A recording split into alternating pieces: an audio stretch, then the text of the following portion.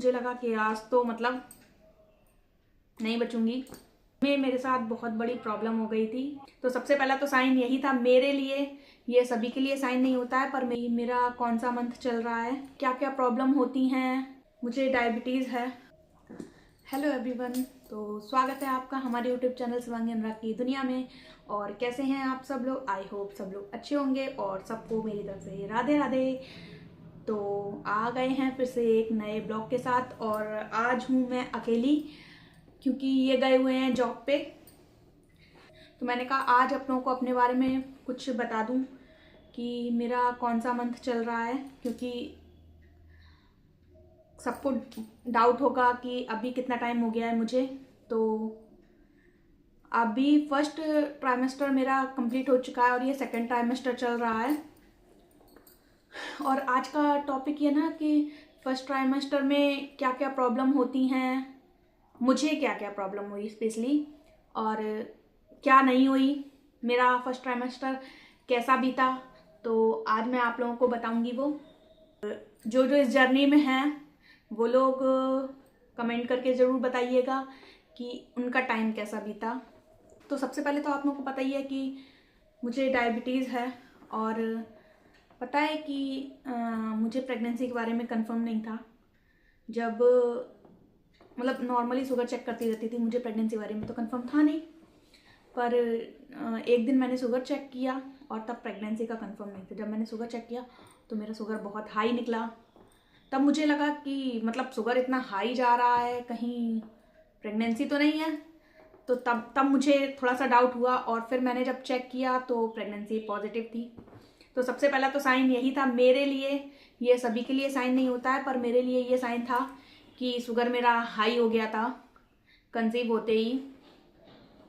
फिर उसके बाद हमने जब चेक किया था, और बाकी अगर बात करें कि वॉमिटिंग की, तो वो मुझे फर्स्ट प्रेगनेंसी में भी नहीं हुई थी और इस प्रेगनेंसी में भी नहीं थी।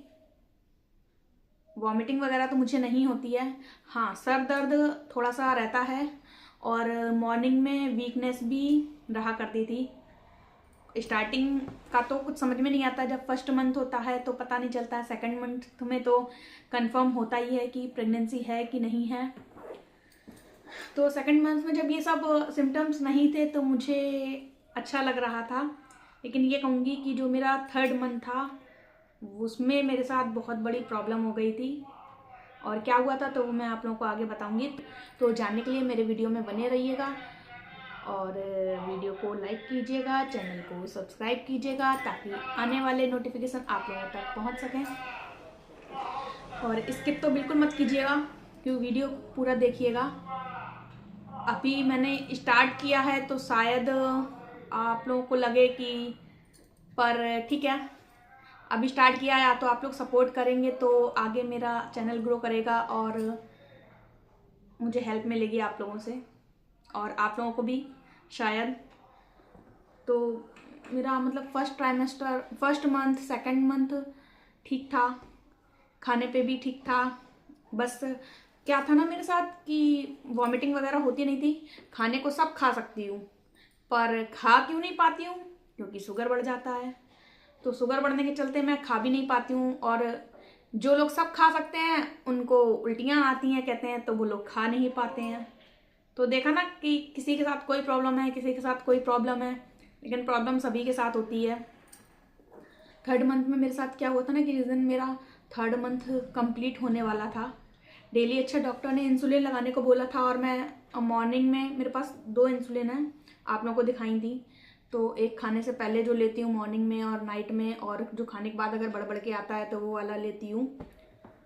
तो उस दिन मेरे साथ क्या हुआ ना कि मतलब इन्होंने शिवरात्रि थी, हाँ मुझे याद है, शिवरात्रि थी उस दिन। तो हम लोगों ने प्लान बनाया था कि आज ना हम लोग घूमने चलेंगे। घूमने क्या चलेंगे, मतलब शंकर भगवान जी का मंदिर है, वहाँ पे आज दर्शन करने चलेंगे। वैसे तो मैं प्रेगनेंसी में कहीं जर्नी नहीं करती हूँ, ना कहीं घूमती हूँ, ना कहीं आना जाना मेरा रहता है जल्दी से, हॉस्पिटल घर हॉस्पिटल घर। लेकिन उस दिन प्लान था कि आज मंदिर जाएंगे, पर शायद भगवान जी को बुलाना नहीं था, इसलिए ऐसा हुआ था उस दिन। तो क्या हुआ ना उस दिन कि जब मैं सुबह ये बोले कि आज मैं जॉब पे नहीं जाऊंगा और हम लोग मंदिर चलेंगे, तो मैंने कहा ठीक है। तो मैंने हम मतलब नॉर्मली नाश्ता किया था और मैंने उस दिन अपने लिए बनाया था ओट्स, और इन्होंने चाय नमकीन टोस्ट वगैरह था कि अभी नाश्ता करके नहाएंगे वगैरह, रेडी होंगे, मंदिर चलेंगे, फिर आके खाना वगैरह खाएंगे। और इंसुलिन का डोज तो मेरा हाई रहता ही है। उस टाइम पे भी मैं 36 यूनिट ले रही थी मॉर्निंग में। मॉर्निंग में शुगर भी ठीक आया था मेरा, 85 आया था। और अगर यूनिट ज़्यादा ले लेती हूँ तो जाहिर सी बात है कि तुरंत खाना पड़ता है, नहीं तो शुगर डाउन होने के बहुत चांसेस रहते हैं। तुरंत खाना चाहिए इंसुलिन लेने के बाद। तो बस क्या किया, मैंने फ्रिज में से इंसुलिन निकाला और लगा लिया। 36 यूनिट्स मैंने इंसुलिन लगा लिया। और जैसे ही लगा के मैंने वापस इंसुलिन, पता नहीं शायद क्या गलती हुई या क्या नहीं, मुझे नहीं समझ में आया।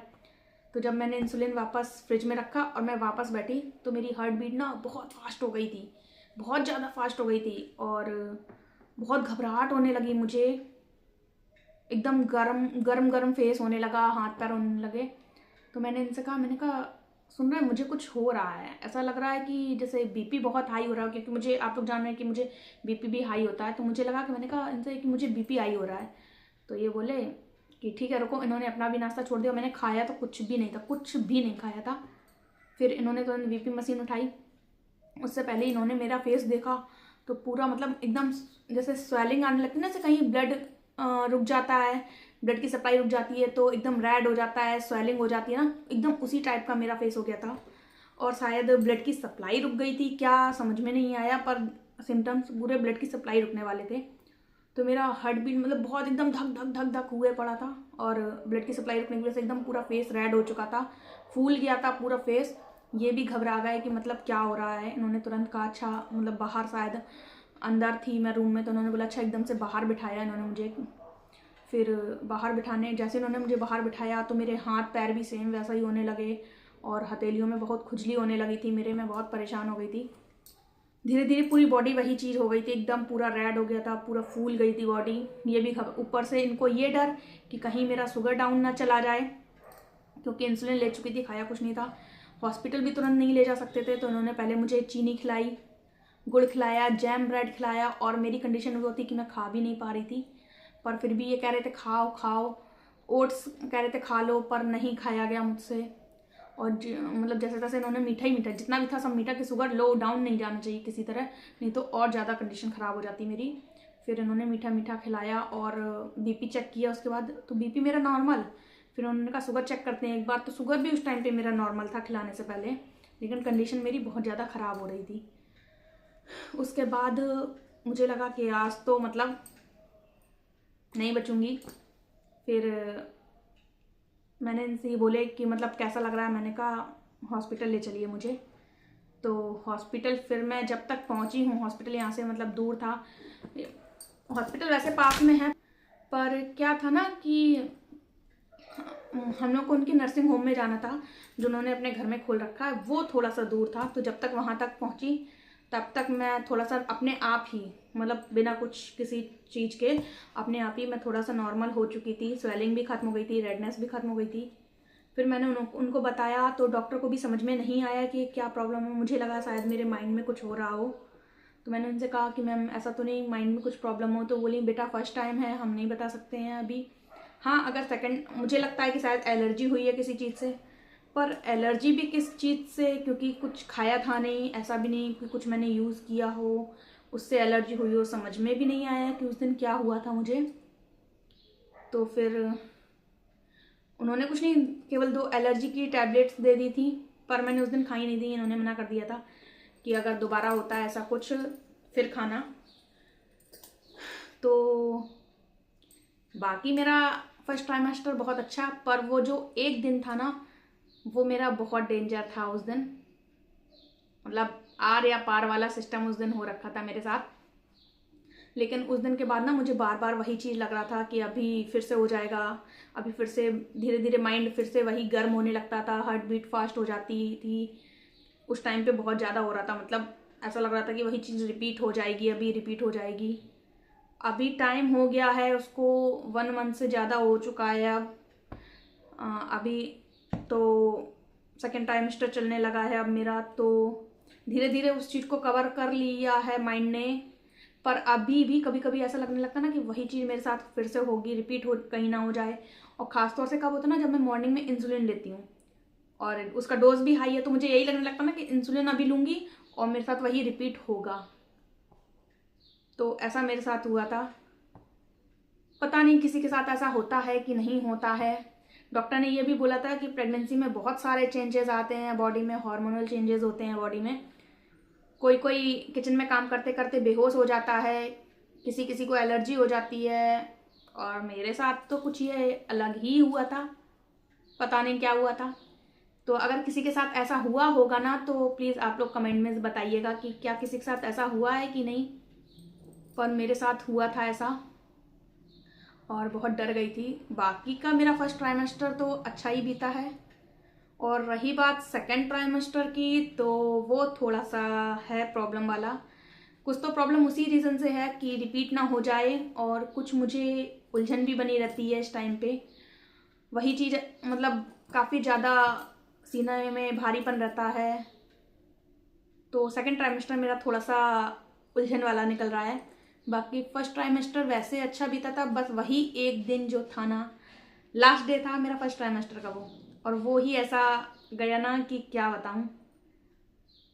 बाकी जो प्रॉब्लम्स होती हैं कि मॉर्निंग सिकनेस या कुछ भी, ऐसा मेरे साथ नहीं था।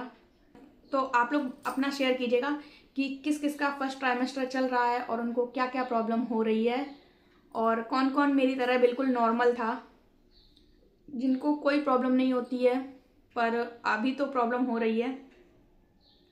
तो बताइएगा आप लोग ज़रूर कमेंट में। और बाकी के मेरे आगे के वीडियो देखने के लिए मेरे चैनल पर बने रहिएगा, चैनल को सब्सक्राइब कर लीजिएगा ज़रूर, बेल आइकन दबा लीजिएगा। और फिर से मिलेंगे अपने नेक्स्ट ब्लॉग में एक नई इन्फॉर्मेशन, नई नॉलेज के साथ में। तब तक के लिए बाय बाय।